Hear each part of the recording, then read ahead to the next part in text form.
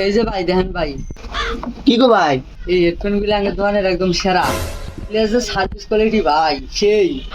আর এটা যদি আপনি যদি আজকে আগের থেকে নেন তা আজকে আপনার একটা অফার আছে। এই হেডফোনটা যদি আজকে নিয়ে অফার দিবেন তাহলে তো আমার আজকে না লাগবে, আমার হেডফোন খুব লাগে ভাই। ভাই আপনি যদি এই হেডফোন দুটার মধ্যে আজকে যদি কোনো একটা নেন, একটা মনে করেন যে প্রশ্ন করাবো, দুটো প্রশ্ন করাবো, আপনার যদি দুটার মধ্যে একটা উত্তর দিতে পারেন তাহলে আপনার জন্য 30% ডিসকাউন্ট।